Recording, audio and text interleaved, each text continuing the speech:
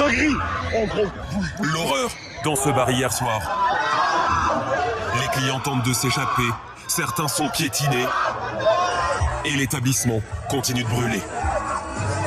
Il est 1h30 dans la station de ski de Crans-Montana en Suisse. Dans les rues, la confusion, la panique. Des corps sur le trottoir. Ici, un survivant, Agar. À proximité du bar cet après-midi, des habitants sonnés. Les témoins racontent le chaos. Ils étaient achevés, on dirait. Morts vivants. Des morts vivants, des zombies. Ils avaient plus d'habits, les habits fondus contre leur peau. Enfin, c'était des images horribles et étranges que je me rappellerai sûrement toute ma vie. On a vu des gens le visage brûlé, les vêtements brûlés. Beaucoup de jeunes. Le feu s'est déclaré au pied de cet immeuble, dans cet établissement complet pour le réveillon. Un gigantesque incendie suivi d'une explosion. Sur cette vidéo, les premières flammes au sous-sol, alors que le son du DJ continue de résonner. Selon des témoins, l'incendie aurait été déclenché par ces bougies qui accompagnent les bouteilles de champagne. Après le choc, dans la station, l'angoisse des familles, sans nouvelles de leurs proches.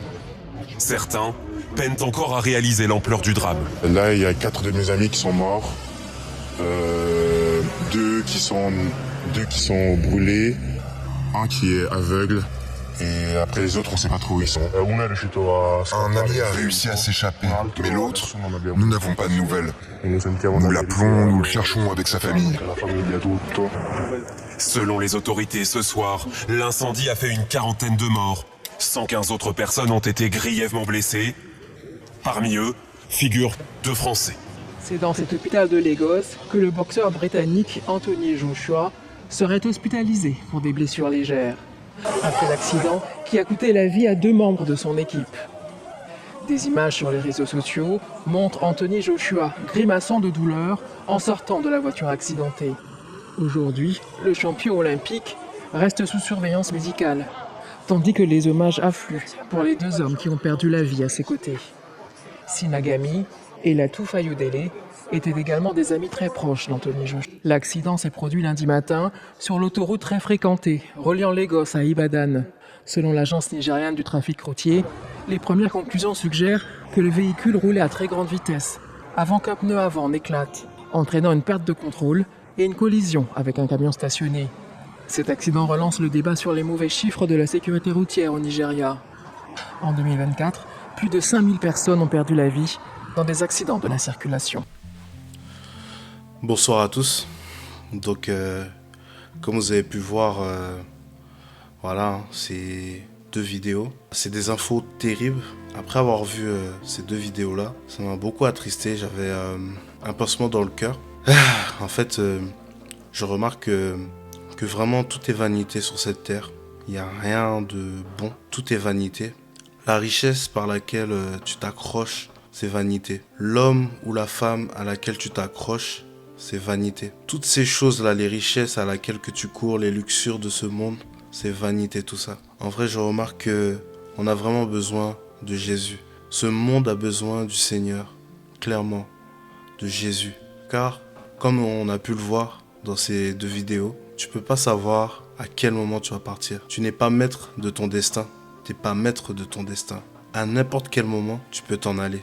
À n'importe quel moment. Si tu es chrétien, je te demande de t'accrocher au Seigneur, vraiment. Je te demande vraiment de t'accrocher au Seigneur et de tenir ferme. Si tu n'as pas encore rencontré le Seigneur, je t'invite à le chercher et à donner ta vie au Seigneur. Car il n'y a pas d'autre issue en vrai. Quelle issue qu'il y a dans ce monde? Rien, rien. Tout est éphémère dans ce monde. Vous savez, le diable, c'est vraiment un menteur. Il te fait comprendre que tu dois t'amuser.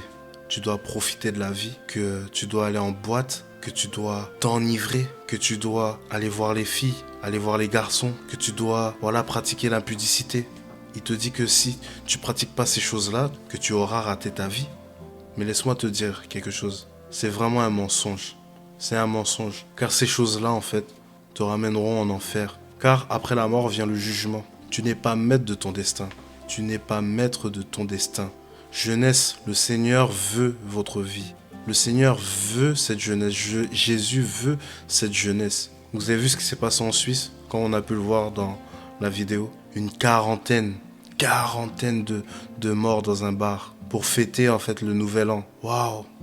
Quand j'ai vu cette nouvelle, franchement, ça m'a fait mal. Avec beaucoup de jeunes brûlés comme ça dans un bar, quoi. Waouh! On nous a menti vraiment. On nous a menti. On vous a menti en fait. Ce système te fait croire qu'il faut être dans ces choses-là. C'est faux, c'est faux. Vous avez vu le grand boxeur professionnel Anthony Joshua qui a échappé à la mort.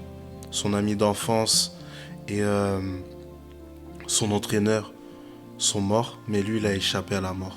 Maintenant, qu'est-ce qu'on peut espérer pour Anthony Joshua? C'est qu'il donne sa vie au Seigneur, car je pense que c'est pas un hasard qu'il a été épargné. C'est pas un hasard. C'est que le Seigneur l'appelle vraiment. Mais son ami d'enfance et son entraîneur sont morts dans un accident, en voiture, en vacances au Nigeria. Waouh! Vous vous rendez compte? Ils partent en vacances. Et en fait, c'était leurs dernières vacances en fait. Ils ne savaient pas qu'ils allaient partir à ce moment-là. Mais ils sont partis. Maintenant, comment ils sont partis? Avec le Seigneur? Les 40 morts en fait en Suisse, comment ils sont partis? Est-ce que c'est avec le Seigneur? Il faut vraiment se poser les bonnes questions. Analyser. Qu'est-ce qui est bon pour toi? Qu'est-ce qui est bon pour ton âme? Qu'est-ce qui est bon pour toi? Il y a une vie après la mort. Il y a une vie après la mort. Il y a un jugement après la mort. Donne ta vie au Seigneur. Je vais prendre un verset. Jean 11 au verset 25. Je suis la résurrection et la vie, lui dit Jésus. Celui qui place sa confiance en moi vivra même s'il meurt. Et tout homme qui vit et croit en moi ne mourra jamais. Crois-tu cela? Vous voyez, le Seigneur dit qu'il est la résurrection et la vie. Il est la vie. Celui qui place toute sa confiance en lui, il vivra même s'il meurt. Et celui qui croit en lui ne mourra jamais. En fait, on voit que le Seigneur est la vie. Jésus est la vie. Tu dois lui donner urgemment ta vie. Jeunesse, donne ta vie au Seigneur. Donne ta vie au Seigneur. Tu vivras.